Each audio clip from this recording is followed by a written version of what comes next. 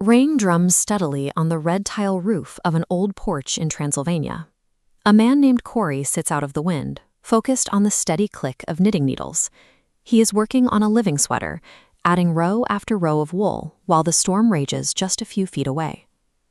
But often, the storm finds a way in. A pipe bursts, an unexpected bill arrives, or a relationship fractures. Instantly, old insecurities rise up like muddy floodwater, a state of deep, reactive panic known as earth misery. We are born with a naturally expanding consciousness, a state of being entirely connected to the world around us. But as we grow, layers of societal conditioning begin to overwrite that open, natural state. This conditioning forces us to accept a reality defined by scarcity and fear. We start believing that our misery is an external event happening to us, unaware that it is a projection being generated by our own internal state. This chart shows how our natural state, the green wave 54 self, flows downward and gets filtered through variables X, the stories of separation and fear we collect. This restricts our natural flow into the rigid structures of the body, mind, and intellect. 3,500 years ago, the prophet Zarathustra identified this restricted state as Angra-Menu, the contracting mind that self-sabotages and destroys. Dr. David Hawkins mapped this exact mechanism on a logarithmic scale of consciousness, which measures energy levels from 0 to 1,000. Any state below the 200 level, like fear, anger, pride, or shame, represents pure contraction. When you operate in this zone, you retreat into a shell. You fight the external world and attempt to manipulate your circumstances through brute force and strategy. As long as the contracting mind is running the show, your hard work will only produce the same unwanted reality on repeat. You are trapped in a feedback loop of your own making. Back on the porch, the needles keep moving. The wool sweater grows, row by row. Even in the midst of a storm, the illusion of the flood can be broken. Zarathustra mapped the way out 3,500 years ago inside the Gothas. He identified a second mind called Angra-Menu, the expanding mind that generates reality from the inside out.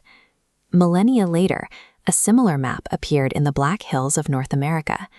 A Lakota teacher named Vert Rux shared an ancient indigenous method designed to bypass the variables X and return the mind to expansion. Despite being separated by oceans and millennia, both traditions discovered the exact same internal operating system for conscious reality creation. Rook's method uses a three-step process. The first is to conceive. You use your intellect to clearly picture a desired reality, like a garden feeding a village of 250 souls, without the shadows of your current problems. The second and most difficult step is to believe. This requires sweeping away stories of separation to vividly feel that new reality using all 54 of your natural senses. To reach this state, you must shift your internal frequency above the 200 line on the Hawkins scale. You are now vibrating in the zone of courage, love, and joy, the zone of expansion. The final step is to achieve. This isn't about effort. It is about actively lowering your level of importance when you are suddenly triggered by old, contracting insecurities. Instead of reacting to a crisis, you enter witnessing mode. You observe the panic and the thoughts arising within you without feeding them your emotional energy. When you step back and dispassionately adjust your sails rather than fighting the storm, you allow the Tonkashilas, the Lakota term for the great mystery and ancestral wisdom, to carry your intention into reality. On the porch, the rain settles into a soft rhythm. A Zen master once noted that you cannot polish a brick into a mirror. Likewise, reality cannot be forced into a new shape through brute effort alone. This is the mirror principle. You cannot alter a reflection by manipulating the glass. You must change the source image you present to it. To sustain this new internal image, the Lakota practice Wapola, the ceremony of Thanksgiving.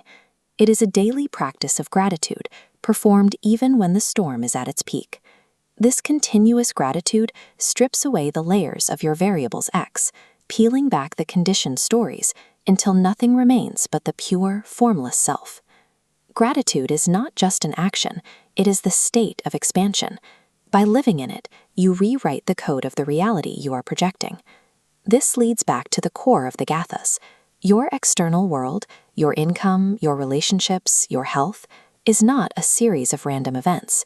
It is a direct projection of whichever mind is currently running the show.